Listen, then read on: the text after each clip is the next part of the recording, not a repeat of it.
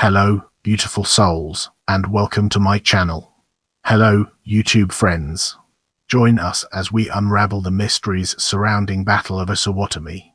The Battle of Osawatomie was an armed engagement that occurred on August 30, 1856, when pro-slavery border ruffians, led by John W. Reid, attacked the town of Osawatomie, Kansas, which had been settled largely by anti-slavery Free Staters. Reid was intent on destroying the Free State settlement and then moving on to Topeka and Lawrence to do more of the same. Abolitionist John Brown first learned of the raiders when they shot his son Frederick. With just 40 or so men, Brown tried to defend the town against the pro-slavery partisans, but ultimately was forced to withdraw. 5 Free Staters were killed in the battle, and the town of Osawatomie was subsequently looted and burned by Reid's men. The battle was one of a series of violent clashes between abolitionists and pro-slavery partisans in Kansas and Missouri during the Bleeding Kansas era. As we transition, let's shed light on background and its relevance to our ongoing exploration. The passing of the Kansas-Nebraska Act in 1854 began a period called Bleeding Kansas. Whether the new Kansas territory would be slave or free was left up to popular sovereignty, counter to the prohibitions of the Missouri Compromise of 1820. An immediate rush of migrants on both sides of the issue rushed in to settle and to determine the fate of the new territory. Almost immediately, tensions erupted into a full-blown border war waged mostly between civilians, known as Free Staters, mostly from New England and other Northeast states, and pro-slavery border ruffians from Missouri. The question of whether Kansas Territory would become a slave state or a free state was far more than a question about Kansas. The nation's impasse over slavery grew ever more acute. Rather than abolishing slavery in the United States, abolitionists turned to the politically and economically easier task of preventing its spread. If Kansas could choose slavery, other upcoming states could too. If Kansas were not allowed to choose slavery, then slavery would be limited to the states where it already existed, without the possibility of expansion. The slave-passed states found this unacceptable. American slavery, they claimed, was kind and healthy for both the individual and the country. Northern white workers, they suggested, might want to consider voluntary enslavement. To accept limits on slavery's expansion meant accepting that slavery should be limited. For the South to accept this meant making public its venality. Following the 1855 arrival of the assertive abolitionist John Brown in Kansas, open conflict escalated with the border ruffians' May 21, 1856 sacking of Lawrence, a stronghold of abolitionist sentiment. In retaliation, 4 days later, Brown and his followers committed what became known as the Osawatomie Massacre against 5 pro-slavery men. The Battle of Black Jack followed in early June, ending in the anti-slavery forces' favor and making Brown a threat in the eyes of the border ruffians. Violence in Kansas steadily increased throughout the summer of 1856. The time has come to unravel the secrets behind battle and gain a deeper understanding. The town of Osawatomie, an abolitionist settlement on the edge of the Murray-Decisions River in present-day Miami County, Kansas, had been the victim of a pro-slavery raid early in the summer of 1856, and many of the original residents had fled east. The approximately 200 people who still lived in the town in August were constantly afraid of another attack by border ruffians, in large part because of the presence of John Brown and his use of the town as a headquarters. On August 13, 1856, a Free State band, probably consisting of John Brown's men but not Brown himself, raided Rev. Martin White's neighborhood because he denounced the Osawatomie Massacre as a war of extermination having been begun by fanatics against all who did not join them. Abolitionists attacked the houses of White's sons and stole 7 head of horses and other property valued at $1,000.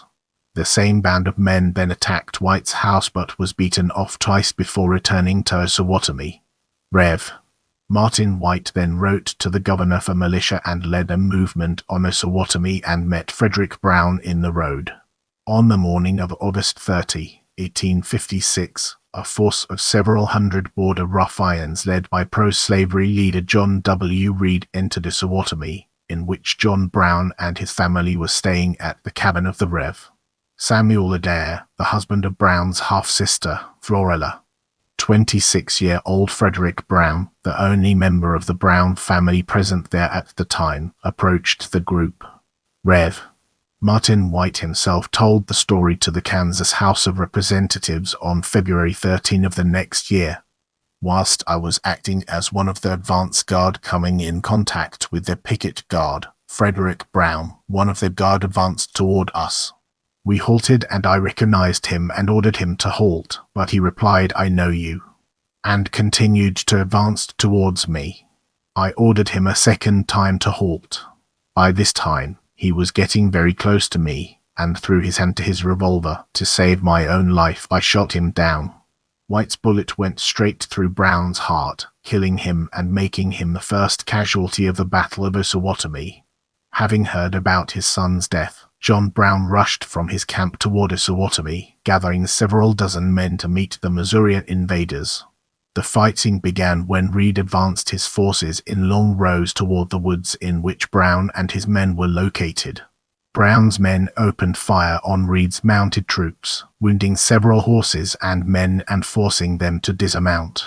Reid then opened fire with grape shot, though it was aimed too high and only damaged trees. The long-distance firing resulted in little damage to either side for about 15 minutes. Finally, the border ruffians charged, and Brown's forces were forced into a retreat through the woods and back across a river. 5 of the Free Staters were killed, including Frederick Brown, with several others wounded. The pro-slavery forces, instead of trying to catch Brown's men, then felt free to turn their attention to the town itself. In the end, the men under John W. Reid went through Osawatomie and burned almost all of its buildings. The 3 they spared were full of women and children. Before leaving, they thoroughly looted the town and took 6 prisoners, but were unable to find John Brown himself. Reid's forces continued north, attacking other towns on their way, including Topeka. In the next phase, we'll be immersing ourselves in the realm of aftermath and legacy and exploring its real-world applications. When he reemerged from the brush following the final departure of the Missourians that day, John Brown saw the charred settlement and reportedly said to his son Jason. John Brown himself saw his reputation enlarged for his bravery and skill as a guerrilla warrior. Along with his other adventures over the following years, up to the raid on Harper's Ferry in 1859, Osawatomie made him into an increasingly notorious figure. He was now a wanted abolitionist firebrand, a madman in the eyes of some, and regarded as particularly dangerous to Southerners and the pro-slavery cause. It was recognized that he had faced a much more powerful foe in the battle, and he and almost all of his men had come out of it alive. One of the names by which Brown came to be known, in reference to his role in the Bleeding Kansas conflict, was Osawatomie Brown. In Kansas generally, there was a distinct escalation of violence between pro- and anti-slavery forces following the Battle of Osawatomie. The acting governor of the Kansas Territory at the time, Daniel Woodson, declared the region to be in rebellion and called on citizens to restore law and order, to which the Free Staters took great offense. In response, the border ruffians built up their own forces, and with the presence of the U.S. Army being largely ineffective, open violence continued. Partisan conflict instigated by both sides, including arson, looting, and crop destruction, would go on for at least another 2 months. Thereafter, there would be intermittent peace and violence in Kansas until the end of its antebellum conflicts in the Marais des Cygnes massacre in 1858. The breakout of the Civil War in 1861 eventually brought further violence to the territory. Today, John Brown Memorial Park stands in Osawatomie, encompassing the site of the 1856 battle. U.S. Vice President Fairbanks gave a speech in 1906, accompanied by a detail of soldiers from Fort Leavenworth. The site of which it is a part, the John Brown Museum State Historic Site, was dedicated in 1911 and includes a life-size statue of John Brown and a monument dedicated to the 5 Free Staters slain in the battle: Frederick Brown, George W. Partridge, David Garrison, Theron Parker Powers, and Charles Kaiser, all of whom, with the exception of Kaiser, are buried in the park. Rev. Samuel Adair's cabin survived, and Adair lived in it until his death in 1898. It was moved to the park in 1911 and later enclosed in a large stone building in 1928. I appreciate your time and I'm grateful for every like, comment, and share.